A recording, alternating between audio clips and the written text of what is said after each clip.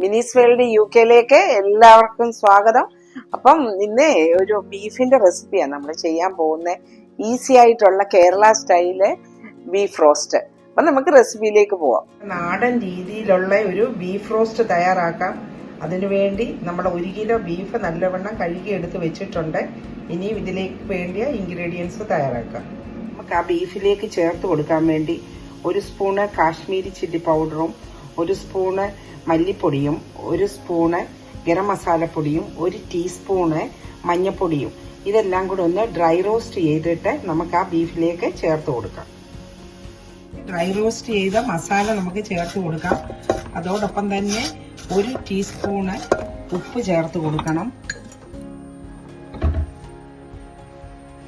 അതുപോലെ 2 കതിർപ്പ് ഫ്രഷ് കറിവേപ്പിലയും 4-5 ചെറിയ ഉള്ളി വെളുത്തുള്ളി അരിഞ്ഞതും വെളുത്തുള്ളിയാണ് ചേർത്തത്. അതുപോലെ തന്നെ കുറച്ച് ഇഞ്ചി അരിഞ്ഞതും കൂടെ ചേർത്ത് കൊടുക്കാം. ഇനി ഇതെല്ലാം കൂടെ ഒന്ന് ഇളക്കി യോജിപ്പിച്ച് ഇതിനൊരു 3 വിസിൽ വരാൻ വെക്കണം. ഇനി നല്ലൊരു പാൻ ചൂടാവുമ്പോൾ അതിലേക്ക് നമുക്ക് 1 സ്പൂണ് ഓയിൽ ഒഴിച്ചു കൊടുക്കണം. എന്നിട്ട് കുറച്ച് തേങ്ങ ചെറുതായിട്ട് അരിഞ്ഞു വെച്ചിരിക്കുന്നത് ഒന്ന് വറക്കണം. അതിലേക്കാണ് കുക്കറിൽ വെന്ത ബീഫ് ചേർത്ത് കൊടുക്കുന്നത്.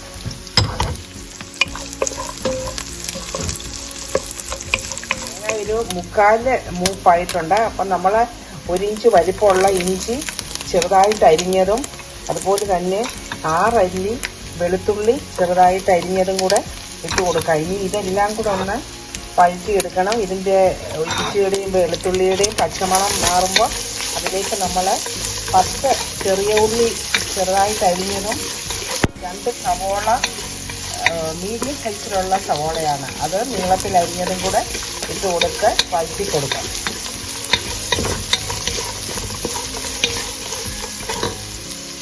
ഇനിയും ഉള്ളി ചേർത്ത് കൊടുക്കാം. ഇത് 2 മീഡിയം സൈസിലുള്ള ഉള്ളിയാണിത്, സവോള. ഇനി ഇതിലേക്ക് നമുക്ക് കുറച്ച് 10 ചെറിയ ഉള്ളി ചെറുതായിട്ട് അരിഞ്ഞതുണ്ട്, അതും കൂടെ ചേർത്ത് കൊടുക്കാം.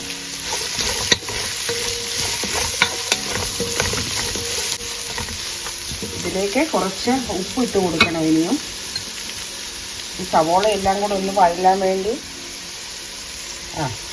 1/2 സ്പൂണ് ഉപ്പ് ചേർത്ത് കൊടുത്തത്.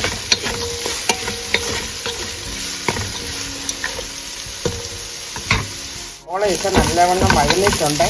നമുക്ക് ബീഫ് റോസ്റ്റിന് നല്ല കളർ കിട്ടണമെങ്കിൽ സവോള നല്ലവണ്ണം മൂക്കണം.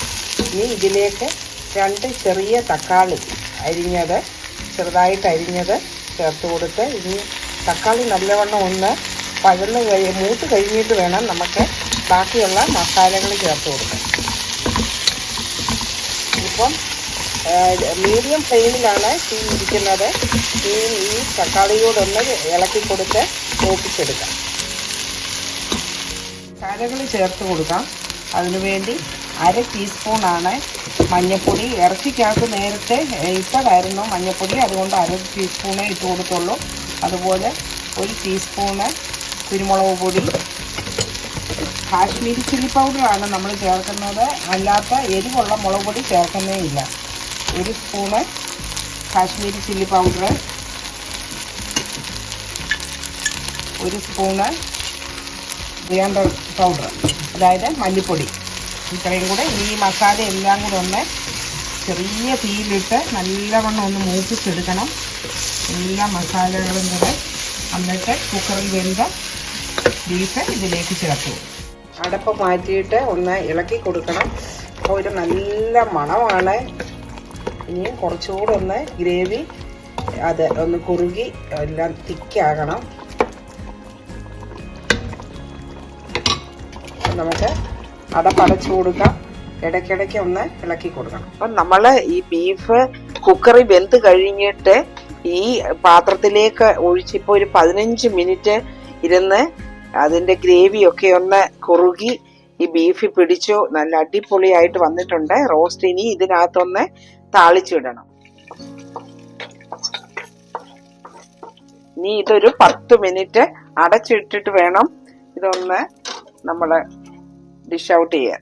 നമ്മുടെ കേരള സ്റ്റൈലിലുള്ള ബീഫ് റോസ്റ്റിന്റെ ഫൈനൽ സ്റ്റേജ് നല്ല അടിപൊളി ടേസ്റ്റ് ആയിട്ട് വന്നിട്ടുണ്ട്. ഈ ബീഫ് റോസ്റ്റിന്റെ കൂടെ നമുക്ക് കോമ്പിനേഷൻ ആയിട്ട് പൊറോട്ടയോ പത്തിരിയോ അപ്പം അതുപോലെ കപ്പയോ എന്താണെങ്കിലും നല്ല അടിപൊളിയാണ്. ഇവിടെ ഇന്ന് കപ്പയാണ് ഇതിന്റെ കൂടെ ഞാൻ ചെയ്തത്. അപ്പൊ ഈ കപ്പയുടെ റെസിപ്പി വീണ്ടും ഒരു ദിവസം അപ്ലോഡ് ചെയ്യാം. അപ്പം നിങ്ങൾക്ക് ഈ റെസിപ്പി ഇഷ്ടമായെന്ന് വിചാരിക്കുന്നു. വീണ്ടും ഒരു റെസിപ്പി ആയിട്ട് ഉടനെ കാണാം. Thank you all.